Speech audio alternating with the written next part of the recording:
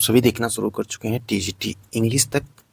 और यहाँ पे जो 2020 पीवाई की बेस्ड आपको क्वेश्चंस डेली करने को मिलने, तो ये सेट ऑफ 4 है। और इस टेस्ट को ये मत समझिए कि ईजी वे है, ये ना समझिएगा टफ है। हूबहू आपको एग्जाम में इस टाइप के ही क्वेश्चन देखने को मिलेंगे। तो जो टीजीटी का सिलेबस है उसके अकॉर्डिंग ही आपके ये टेस्ट हो रहे हैं। और पीवाईकी में जो क्वेश्चंस कई बार रिपीट हुए हैं वो भी क्वेश्चंस जो हैं इन टेस्ट में आपको करने को मिलेंगे। तो अगर वीडियो आपको अच्छी लगती है तो अपने फ्रेंड को शेयर करें। साथ ही साथ अगर चैनल पे पहली बार विजिट किए तो चैनल को सब्सक्राइब, लाइक, शेयर करें।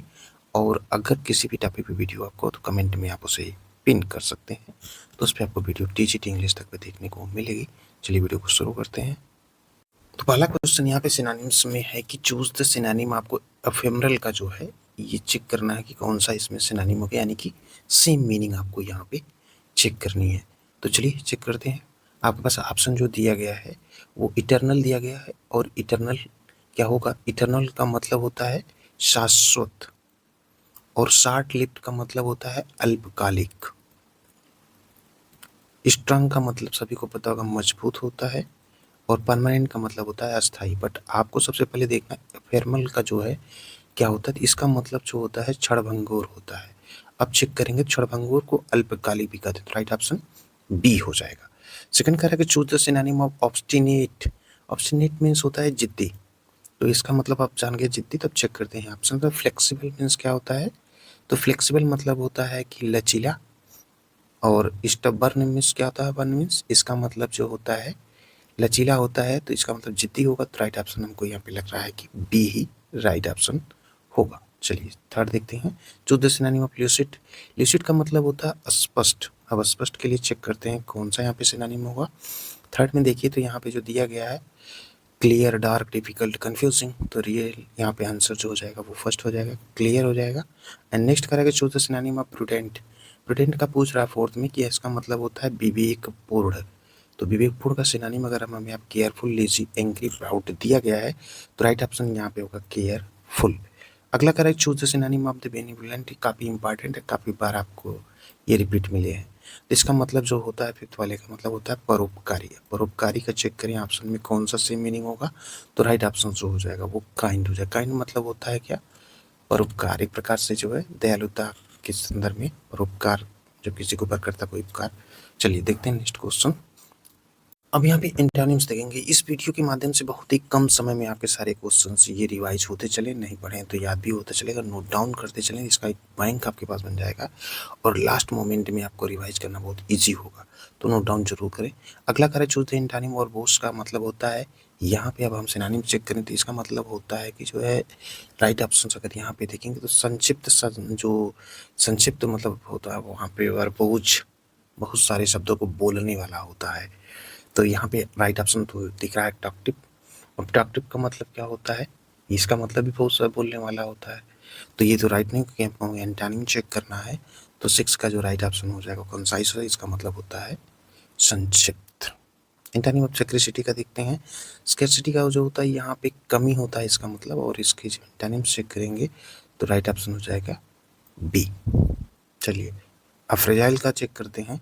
तो यहाँ पे होगा फ्रेगाइल का। फ्रेगाइल का अगर राइट ऑप्शन देखें तो यहाँ पे स्ट्रंग हो जाएगा। तो फ्रेगाइल का स्ट्रंग, क्योंकि वीक, कमजोर है, सॉफ्ट, लाइट, इसका सबको पता होगा। हॉस्टाइल का देखते हैं। तो हॉस्टाइल का मतलब होता है शत्रुतापूर्ण, तो इसका राइट ऑप्शन हो जाएगा फ्रेंडली, क्योंकि यहाँ पूछा जा रहा है एंटोनिम। और एक्सपेंड का पूछ रहा है, तो एक्सपेंड का जो राइट ऑप्शन यहाँ पे हो जाएगा वो कॉन्ट्रैक्ट हो जाएगा, यानी कि एक प्रकार का अनुबंध, क्योंकि इसका मतलब होता है विस्तार। चलिए चेक करते हैं नेक्स्ट क्वेश्चन। अगला है इडियम और phrases. To bury the hatchet. अब इसका मतलब होता है कुटिलता को दफनाने के लिए जो है। तो यहाँ पे कह रहा है कि स्टार्ट फाइट, यानी कि लड़ाई शुरू करो, या इंड क्वेरल, या झगड़ा खत्म करो। तो यहाँ पे राइट ऑप्शन हो जाएगा इंड क्वेरल, क्योंकि यहाँ पे पूछा गया है कुटिलता को, टू बरी द हेडसेट, कुटिलता को दफनाने के लिए। तो इसका मतलब हो जाएगा इंड क्वेरल, यानी कि झगड़ा खत्म करो। चलिए अगला करा एट 6 एंड 7। काफ़ी रिपीट क्वेश्चन से भी हैं। एट 6 और 7 का मतलब तो से तो के संदर्भ में दिया गया, लेकिन इसका मतलब और कंफ्यूज स्टेट। ठीक है, राइट ऑप्शन बी हो जाएगा। अ स्ट्रॉम इन अ टी कप। 13 का पूछ जो रहा है, इसका राइट ऑप्शन अगर यहाँ पे प्याले में तूफान की बात कर रहा है, राइट ऑप्शन हो जाएगा यहाँ पे स्मॉल प्रॉब्लम एक्सॉर्टेड, यानी कि छोटी समस्या को बढ़ा चढ़ा कर को जो है बताना। To beat around the bus. अब यहाँ पे जो देखिए 14 में पूछा जा रहा है, तो इसका राइट आंसर घुमा फिरा के बोलने को क्या कहते हैं, तो यहाँ पे हो जाएगा अवॉइड द मेन टॉपिक। मुख्य विषय से बच कर इधर-उधर की बातें करने के लिए हम इसका प्रयोग करते हैं इडियम्स और फ्रेजेस में। To hit the sake. 15 में क्या रह रहा है कि ये मानिए कि प्रहार करना, तो राइट ऑप्शन यहाँ पे हो जाएगा गो टू बेड। ठीक है, बढ़ते हैं नेक्स्ट क्वेश्चन की तरफ। इन क्वेश्चनों पे माइंड में करिएगा इजी है या टफ है या नहीं समझ में आ रहा। समझ में बहुत आ रहा है, क्योंकि बहुत सारे वेरिएंट के स्टूडेंट होते हैं, सबको एक नज़रिए से नहीं देखा जा सकता। बस इस चैनल पे वीडियो बनाने की एक मकसद होता है, एक छोटे से छोटे जो पहली बार पढ़ रहा हो या जिसे भूल गया हो या जिसे बहुत बेसिक जानना है, वो भी इसको जो है पढ़ सके और वो भी सिलेक्शन ले सके। तो आप सबसे पहले ये चेक करिए कि आपने 20 क्वेश्चन में रियल में कितना सही किया। ये चीज़ आप कमेंट में पिन करिएगा। One who study the origin of words, आपको वन वर्ड सब्स्टिट्यूशन बताना है। तो अब यहाँ पे कह रहा है कि जो शब्दों की उत्पत्ति का अध्ययन करता है, उसके लिए यहाँ पे पूछ रहा ओरिजिन। तो यहाँ पे जो है बायोलॉजिस्ट कहते हैं, एटमोलॉजिस्ट कहते हैं, तो राइट ऑप्शन तो चलिए हिस्टोरियन कहते हैं। राइट ऑप्शन सी होगा, नहीं। यहाँ पे one who study the origin of words कह रहा है, तो 16 का राइट ऑप्शन हो जाएगा जो है एटमोलॉजिस्ट। ठीक है, अगला कह रहा है a person who believes in faith. अब यहाँ पे जो 17 का एक व्यक्ति जो भाग्य में विश्वास रखता है, तो उसके लिए हो जाएगा फैटलिस्ट, मतलब एक भाग्यवादी, जो संकेत है कुछ भाग्य से तय होता है। वन हु लव्स मैनकाइंड, जो मानव प्रजाति से प्रेम करता है, उसके लिए एक शब्द अगर प्रयोग जो किया जाएगा तो उसका होगा था फिलैंथ्रोपिस्ट, यानी कि इसका मतलब होता है परोपकारी। ठीक है, अगला कह रहा है person who Yeats too much. 19 पूछा वो व्यक्ति जो बहुत अधिक खाता है, उसके लिए हम क्या प्रयोग करते हैं, ग्लूटन। राइट ऑप्शन बी हो जाएगा। वन हु लिव्स एलोन, जो अकेला रहता हो, उसके लिए प्रयोग करते हैं हर्मिट। तो काफ़ी इंपॉर्टेंट क्वेश्चन, ये रिपीटेड क्वेश्चंस हैं।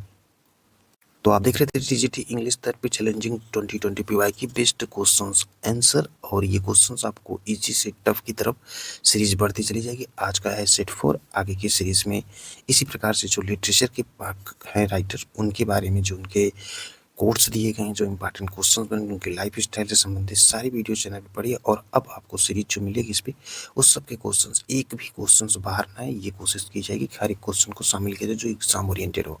तो मिलते हैं नेक्स्ट वीडियो के साथ, इसके साथ वीडियो को करते हैं यही भी स्टॉप। चैनल पे पहली बार विजिट किए तो लाइक शेयर और सब्सक्राइब करें। आप देख रहे हैं टीजीटी इंग्लिश तक यूट्यूब चैनल।